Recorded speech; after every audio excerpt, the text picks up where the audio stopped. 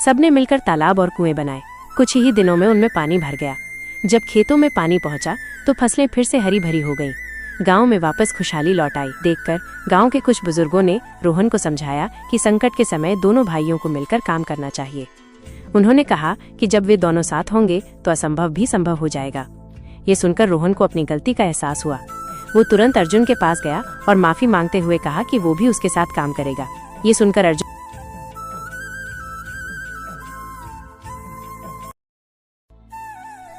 एक गांव में अर्जुन और रोहन नाम के दो भाई रहते थे। अर्जुन बड़ा था और वो बहुत मेहनती, जिम्मेदार और गंभीर स्वभाव का था।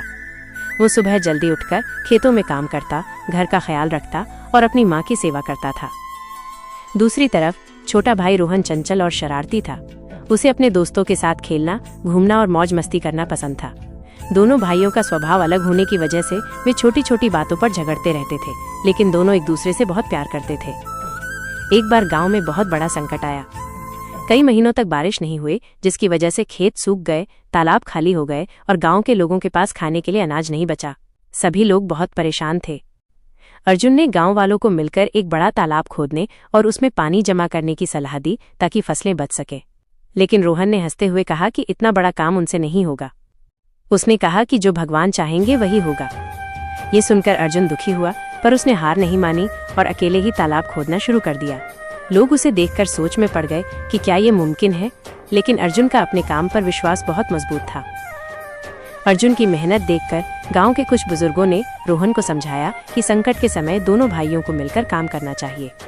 उन्होंने कहा कि जब वे दोनों साथ होंगे तो असंभव भी संभव हो जाएगा। ये सुनकर रोहन को अपनी गलती का एहसास हुआ। वो तुरंत अर्जुन के पास गया और माफी मांगते हुए कहा कि वो भी उसके साथ काम करेगा। ये सुनकर अर्जुन मुस्कुराया और बोला, मैं यही चाहता था रोहन, जब हम साथ होंगे तभी गांव को बचा पाएंगे। इसके बाद दोनों भाइयों ने मिलकर दिन रात मेहनत की। धीरे धीरे गांव के और लोग भी उनके साथ जुड़ गए। सबने मिलकर तालाब और कुएं बनाए। कुछ ही दिनों में उनमें पानी भर गया। जब खेतों में पानी पहुंचा तो फसलें फिर से हरी भरी हो गईं। गांव में वापस खुशहाली लौट आई। सभी गांव वालों ने अर्जुन और रोहन की एकता की बहुत तारीफ की।